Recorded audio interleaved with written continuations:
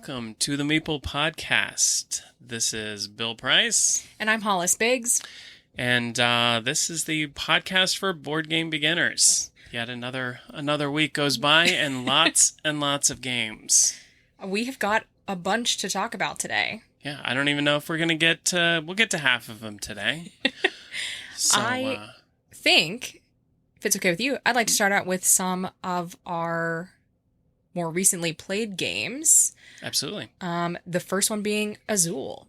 Azul. So Azul came out in 2017 and is actually one of the best-selling modern board games of all time at this point. It is spectacularly popular. It has won all kinds of awards. It's in Target, Walmart, Amazon, you name it. Very easy to get, very accessible. There are 3 or 4 different versions of it. There's a stained glass Sintra version, there's a Queen's Garden version, and there's some other version. The one we played is just base game, regular Azul. I totally see why this one has been is a bestseller. Like, this one was a lot of fun to play. We played the 2-player version, and each player is given a board that you're trying to effectively complete with little tiles. Mm-hmm. Not quite meeples, but little tiles to fill in your board. And kind of as Bill was talking about stained glass, this one looks like little painted bricks or tiles almost. They're Portuguese tiles, and it's a Portuguese tile laying game because somebody was like, you know what, there is not enough of Portuguese tile laying games. And they're absolutely correct. Now there are enough, I think, at this point. I think one's fine. I think this is a solid addition. Yes. So Azul is 2 to 4 players. It says ages 8 and up. That seems about right. And it says 30 to 45 minutes. I think our 2-player game took 30 minutes or less. Yeah.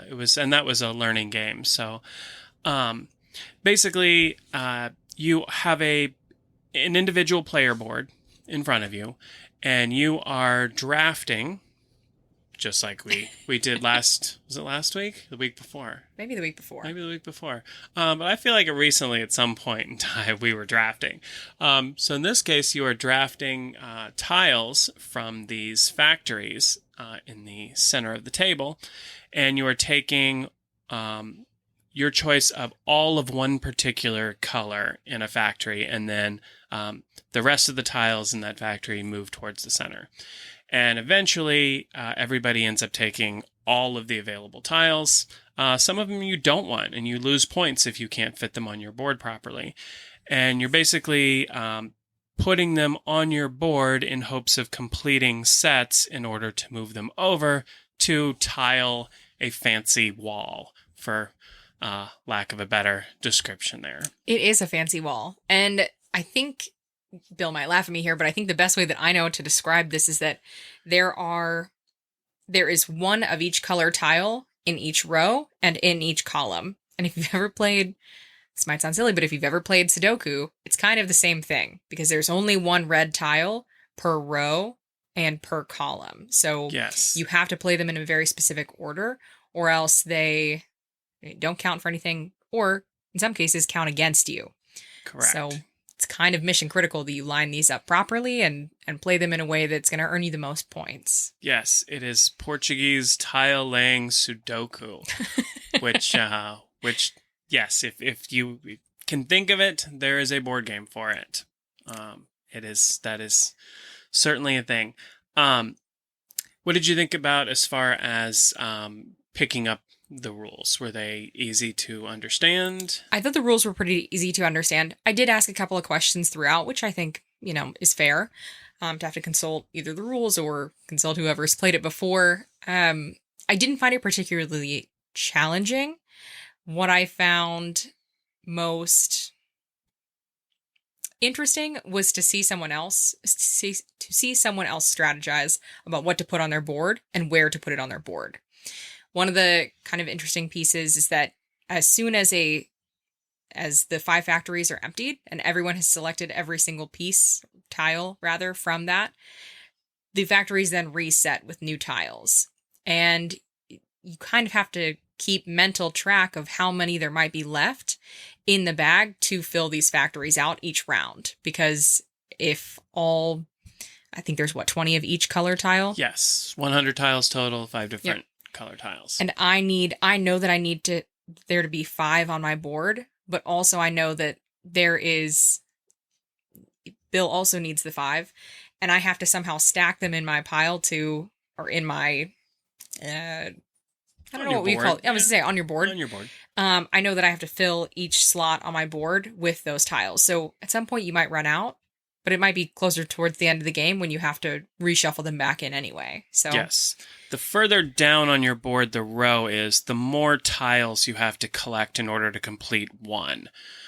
So I ran into instances where I'm like, okay, I just really need 5 blues to complete that blue at the bottom, but it comes out that we've already seen 18 blues and there's only 2 left, and they come out, and that doesn't do me any good to collect those at all, because I know that I'm not going to be able to get that until everything goes back in the bag once it completely runs out, and then you kind of restart from there, which we actually never even got to. Mm-hmm. We ended up with the last pull from the bag, we ended up ending the game, and you won by like 25 points.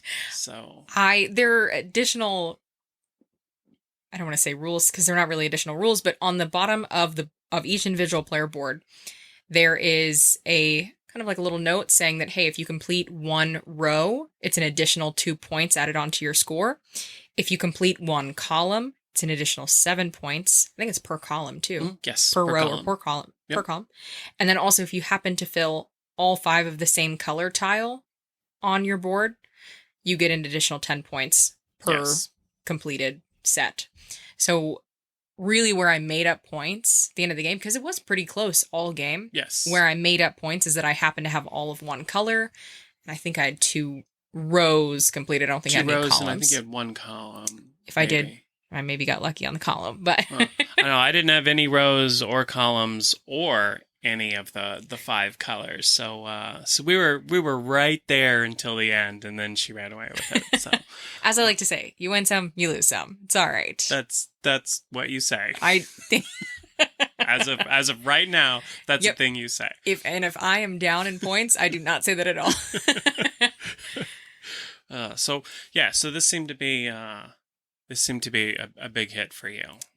I really enjoyed this one. And I will say, this is not a lot of what I judge games on, or by how kind of easy they are to teach someone or to learn, but also how portable they are, because I do like to play at, local brewery, while we're out and about with friends. So I think Azul is maybe not the best for an environment like that, because it's not quite 1,000, but it feels like 1,000 tiny tiles, and the boards themselves are pretty good size. Yeah, it has a big footprint on the table for sure. It's not abnormally large. Like, you can play it on a kitchen table, but yeah, this probably isn't one, especially only playing up to 4, and as much space as it takes up. I probably wouldn't put this down as like, hey, we're going to the bar, you want to take Azul? No, I do not. Now, I do have to ask, what would you rate this on a scale of 1 to 10? Ooh. I would give this a 7.5. That's what I was going to say. Great minds think alike. I like it a lot, but again, a lot of my rating factors into portability, and kind whether of you ease won of use. Or not. Well, also whether or not I won. I'm feeling attacked. I'm just kidding. I did really like Azul. I'm gonna give it a 7.5, but it could really lean closer to an 8. So It's a good one. Yeah, definitely. If you guys are seeing it out and about, I would definitely pick it up. That's a big recommend from us. It's an excellent gateway game. It is one that I have heard people play with their, maybe not younger kids, but I could see an 8-year-old being able to functionally play this just fine. Definitely. I could also see grandma the Uno player playing Azul. Maybe not all the time. This may be like sort of like the once a month kind of grandma game, but Yeah. it's a really good one. And I don't normally always really go for abstract games. I like games with a little more theme to them, but this was super super good. Portuguese tiles. Yeah, this is a great theme. This scratched a lot of itches for me. So, all right, and that was Azul. What's up next? I think we should talk about Point Salad next. Point Salad. Point Salad is a game by AEG. It is 2 to 6 players, about 15 to 30 minutes. Our 2-player game took probably 10 or 15 minutes. It was pretty short. It says ages 14 plus. I have played this with kids under 10 before and with no struggles at all. This is an exceptionally easy game. It's all cards. I would completely agree. I think that this game is colorful. It's lots of fun. It's just cards, right? Like there's no dice, no meeples, nothing else. No tokens. Just cards. Yeah. So pretty portable. I have some slight beef with their design of the box itself. I feel like it's a little too big for how many cards they give you. Is about twice as big as it needs to. It has 2 like card wells in it, and all the cards in the game fit in one of them. And so there's like this whole separate card well. I don't know if that was eventually supposed to be for an expansion or maybe they just didn't send you all the cards. Oh, they sent me all the cards.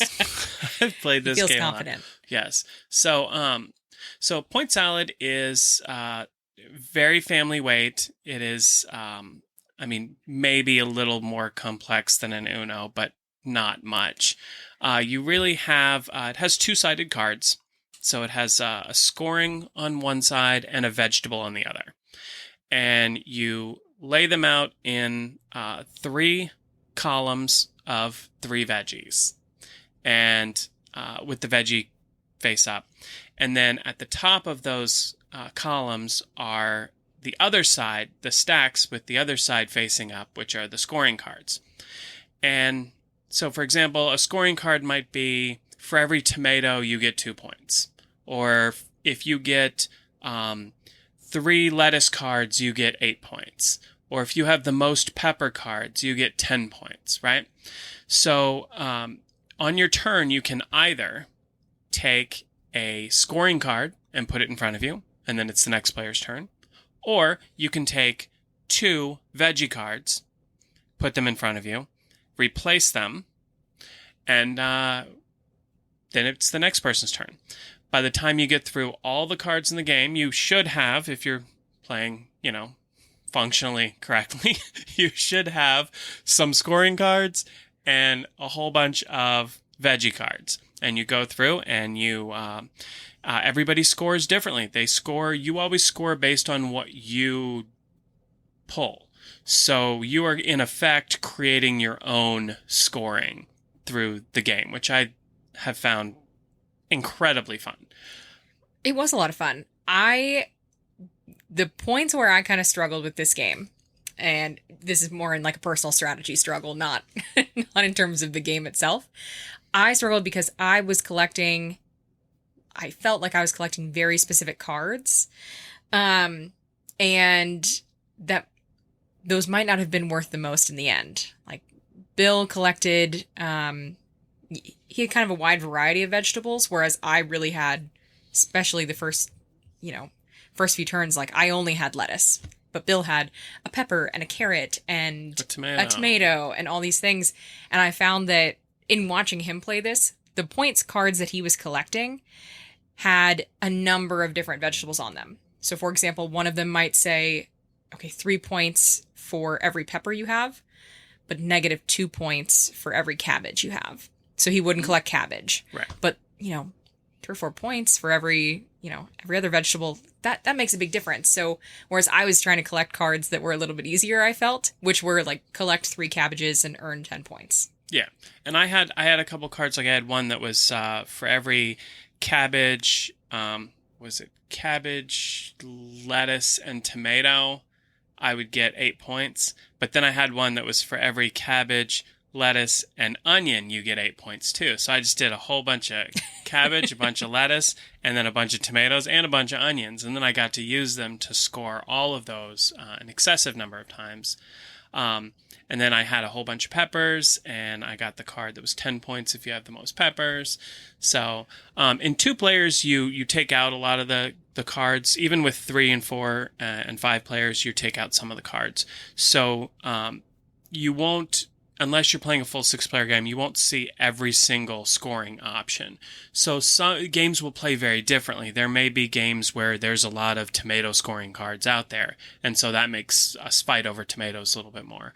Or it may be, I felt like it was a pretty good mix on this one as far as, I didn't see a lot that did much with carrots, but otherwise I felt like most of the rest of the stuff was pretty well represented. So, but then there's going to be some where you got a lot of carrot scoring cards, and all of a sudden people are really competing over carrots, and you just go wild with it. And it's so replayable, and it's so quick, and it's super easy to explain. You have like 2 options. That's it. Take this one card, or take 2 of this other card. And it really comes down to, you want to have that balance between scoring cards and veggie cards. You take all scoring cards and no veggie cards, you don't score any points because you don't have any veggie cards. But you take a bunch of veggie cards and very few points cards, and you don't score anything because you're really setting up your own scoring mechanism. So I've always found this to be very engaging for anybody that I've introduced it to. I like this one a lot. I think the other tough thing, just for me to conceptualize, was that if I needed a handful of veggies from, different rows or columns, depending on how you're looking at the board, if I pulled those thinking that, I could set myself up for the points card that's at the top of each row, I'm really in trouble because those flip over into a veggie card, which I think Bill already mentioned, but I just want to highlight that can really mess you up if you play your cards incorrectly, or, play them in a way that doesn't actually benefit you. Yeah, there can come points in time where you have to make sure that you get, there's 2 lettuces out there, and there's a lettuce scoring card up there. Take the lettuce scoring card first, hope that the lettuce still is out there, because if you take the lettuces, then the scoring card that you want flips over to a veggie, and once it's flipped over to a veggie, there's no coming back. So that scoring card's gone forever. So, or at least for the next 15 minutes or so. Just about. So yeah, I have played this game so many times, back to back to back to back to back. I have had nights with friends where we have played this 5, 6, 7 times in a row, and it's a lot of fun. It's very fast. It's a social game. There's a lot of ooh and ah moments, and a lot of like, you took my tomatoes, and people competing for the same stuff, and it's a lot of fun. And there's actually a sequel to, I'll call it a sequel, sure, of sorts, called Point City, that is by the same designers, has the same kind of artwork, but is kind of, I like to describe it as Point City and Splendor got in a car accident, and it's point salad cards, but instead of like obviously salad, you have building materials, and you use those building materials to purchase buildings, which are on the other side of the cards. So instead of it being scoring cards on one side and veggies on the other, it's buildings on one side and resources on the other. Yeah, and the buildings score points, so it's kind of the same as scoring cards, but it plays very, very differently, and it is much more, I'd say if Point Salad is a 2 out of 10 on difficulty, I would call Point City maybe a 4 or 5. I definitely steps up the complexity. Definitely. I played Point City first, so I kind of knew what to expect going into Point Salad based on Bill's notes for it. But I think Point Salad is a far better gateway game, family weight kind of game, than Point City. A little less math, a little less, trying to pool resources, or not pool, but trying to collect, gather, compared to Point Salad. So yeah, Point Salad I think is much more of just just a family card game. You sit down, let's play some Point Salad.